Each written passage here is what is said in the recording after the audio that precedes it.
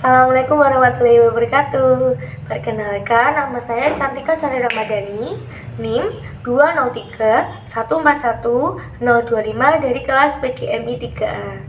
Saya membuat video ini guna untuk memenuhi tugas keterampilan berbahasa, yaitu menyampaikan ide, gagasan, dan pikiran saya tentang pentingnya seorang guru mempunyai keterampilan berbicara. Bismillahirrahmanirrahim, saya akan menjawabnya.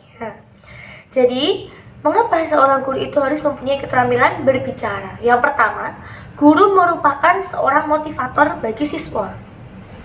Jadi, apapun yang dikatakan guru, apapun yang diterangkan guru kepada siswa, itu biasanya akan menggugah semangat siswa. Jadi, ketika guru itu diam saja, ya seorang siswa tidak akan termotivasi. Namun ketika kita menjadi seorang guru, kita mempunyai paling tidak peribahasa lah yang harus kita ajarkan kepada seorang siswa agar belajarnya meningkat, agar dia tuh termotivasi. Oh, sekolah itu harus seperti ini, seperti ini, seperti ini. Oh, seorang siswa tuh harus belajar, seorang siswa tuh harus mendengarkan, seorang siswa tuh harus berani mencoba. Yaitu dari kita sendiri memberikan contoh. Ketika seorang guru itu malu untuk menjelaskan, malu untuk berbicara, bagaimana dengan siswanya? Seperti itu. Karena kita menuntut siswa untuk berani maju ke depan memaparkan pendapatnya, sedangkan kita sendiri sebagai seorang guru tidak berani. Lalu jadi seperti apakah generasi selanjutnya gitu. Jadi menurut saya memang keterampilan berbicara itu penting. Sebenarnya setiap orang itu punya keterampilan berbicara, tetapi tidak semua orang tuh berani untuk menyampaikan. Ada yang menyampaikannya dalam bentuk sekarang ya, zaman era sekarang di sosmed. Ada yang dia tuh berani kalau di sosmed bikin postingan begini.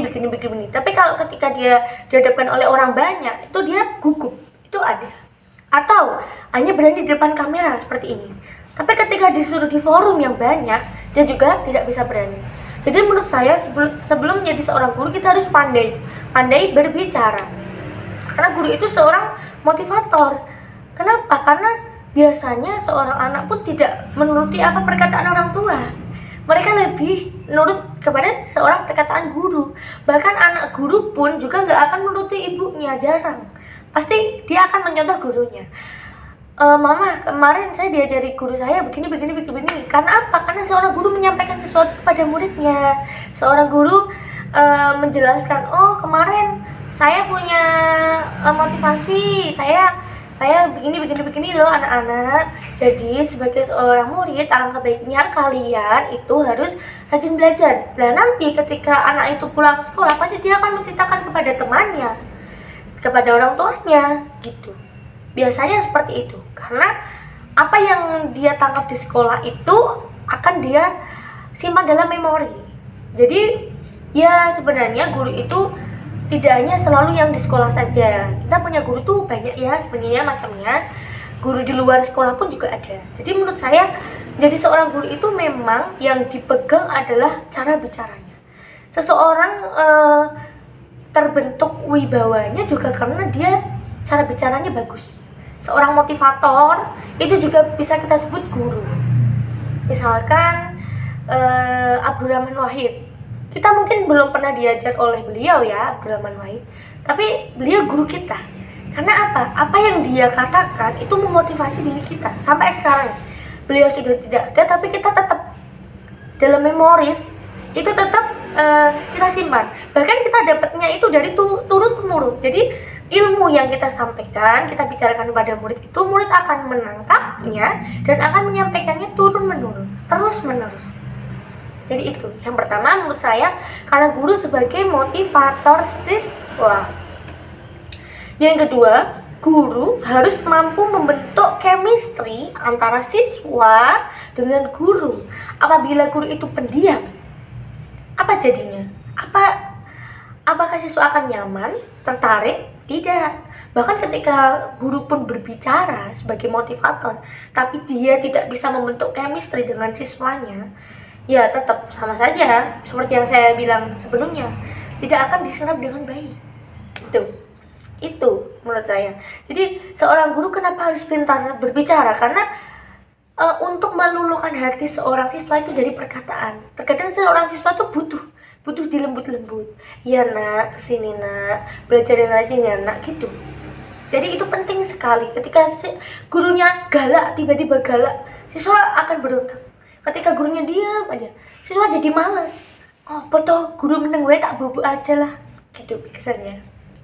Yaitu, jadi kenapa keterampilan berbicara itu sangat dibutuhkan ya karena salah satunya guru itu adalah wajib untuk membentuk chemistry, dan chemistry itu didapatkan dari tindakan dan perkataan guru terhadap siswa, atau bisa disingkat perlakuan guru terhadap siswa. Jika perkataan guru itu tidak bisa menyentuh hati seorang siswa, maka ketika guru berbicara pun juga tidak akan digubris ya, tidak akan diserap oleh siswa.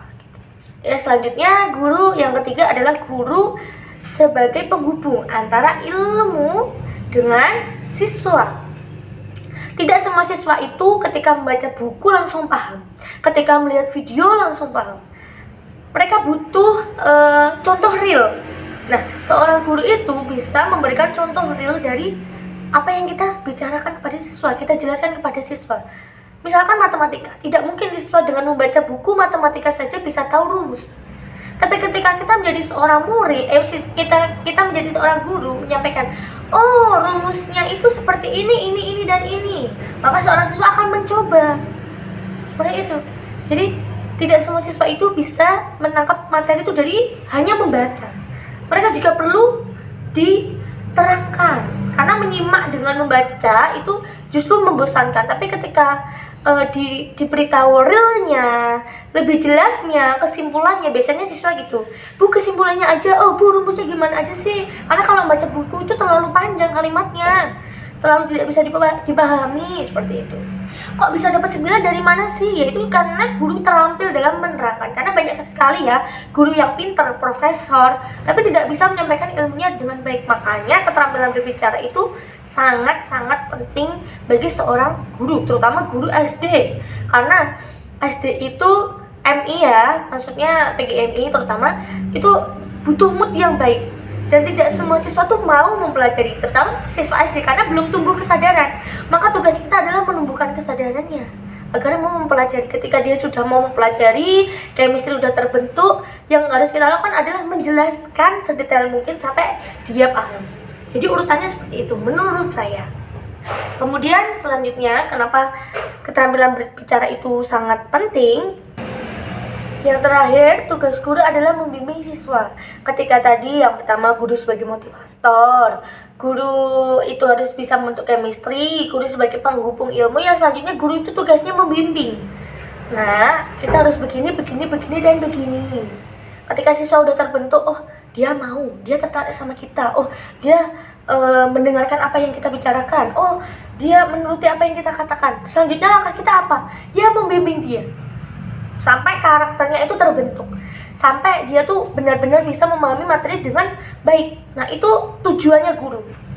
Pokoknya niat dan tujuan guru tuh ya sebenarnya yang pertama adalah menyampaikan ilmu dengan baik. Ilmu dengan baik dapat tersampaikan karena kita bisa berbicara dengan baik. Ketika kita berbicara panjang lebar tapi tidak bisa menuntun siswa untuk tergugah, termotivasi, ya sama saja gitu. Jadi ya PR kita itu, kita harus belajar berbicara agar bicara kita itu bisa diresap oleh siswa. Siswa bisa mengerti, siswa bisa mencontoh kita. Jadi menurut saya seperti itu. Jadi keterampilan berbicara itu penting ya bagi seorang guru, karena tanpa berbicara tidak ada komunikasi, tidak ada imbal balik antara guru dengan murid. Seseorang dalam hal mengobrol aja ya, mengobrol hal konteks sederhana, itu juga butuh imbal balik. Kalau yang satu ngomong, yang satu diam aja ya gimana? Maka tugas guru yang terakhir adalah sebagai membimbing. Gimana kalau kita ngomong itu pasti direspon oleh siswa, ada imbal baliknya, ada komunikasinya. Seperti itu menurut saya. Jadi penting bagi seorang guru untuk melatih keterampilan berbicaranya. Tidak hanya guru, karena seorang motivator pun yang notabene-nya tidak pernah mengajar kita pun bisa kita anggap seorang guru. Karena apa? Karena cara dia berbicara. orang yang pandai berbicara, orang tuh bisa dilihat kepribadiannya dari caranya dia berbicara. Jadi makanya siswa bisa menilai seorang guru itu dari keterampilan berbicaranya. Menurut saya seperti itu. Apabila ada salah, mohon dimaafkan. Sekian, billahi taufiq wal hidayah, wassalamualaikum warahmatullahi wabarakatuh.